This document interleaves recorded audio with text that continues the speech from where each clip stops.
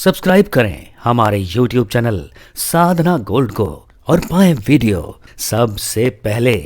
और हाँ, bell icon दबाना ना भूलें। भगवान शिव का वेश अमंगल है। अमंगल्यम शीलम तब भवतु नामैव मखिलम।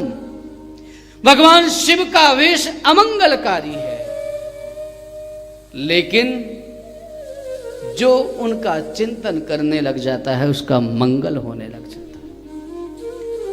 शिव शिव शिव ये नाम जिसकी जिह्वा पर आ जाता है, समझो उसके समस्त पापों का प्रक्षालन हो जाता है। अरे शिव का स्वरूप ही तो देखो कैसा है। शिव के श्री अंग में भस्म लगी हुई संकेत करती है कि यह जगत इस भस्म के अतिरिक्त कुछ नहीं है। शिव के श्री अंग में लगी भस्म हमें यह संकेत देती है, इशारा करती है कि अंतिम इस शरीर की परिणति यह भस्म है। शिव के मस्तिष्क में लगा चंद्रमा यह संकेत देता है कि जिन्होंने कुछ भी किया हो, भले वो टेढ़े हों, भले उनमें कुटिलता हो, भले उनका जीवन कलंकित हो, लेकिन अगर वो शिव की शरण में चले जाएं, चंद्रमा कलंकित था, क्षय रोगी था, लेकिन भगवान शिव की शरण में गया तो चंद्रः सर्वत्र वंद्यते। शिव की शरण में जाने के कारण उसकी वंदना होने लगी। जो टेढ़े हैं, अयोग्य हैं, उनको भी भगवान शिव स्वीकार करके अपने मस्तिष्क पर धारण कर लिया।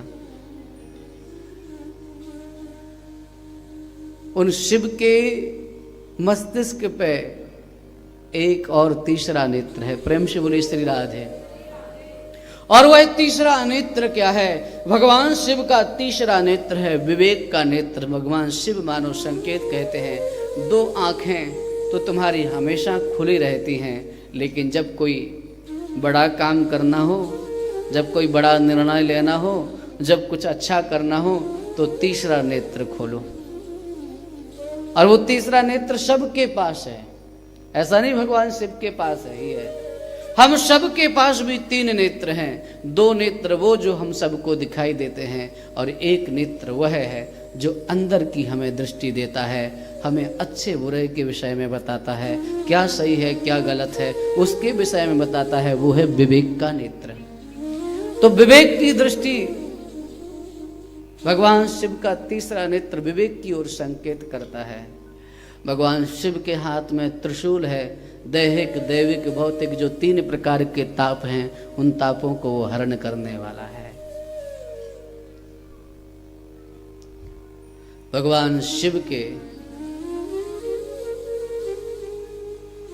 मस्तिष्क पर गंगा है, और गंगा धवलता का प्रतीक है, निर्मलता का प्रतीक है।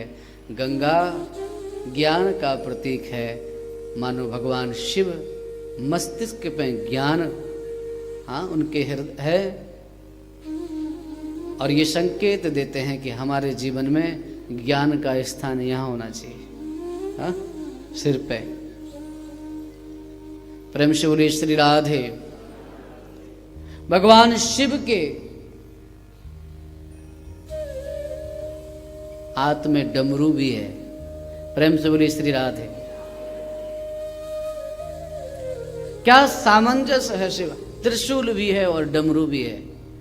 भगवान शिव कहते हैं कि जब आवश्यकता हो, भगवान शिव संकेत देते हैं। बहुत ध्यान से सुनिएगा, उनके हाथ में डमरू भी है और उनके हाथ में त्रिशूल भी है।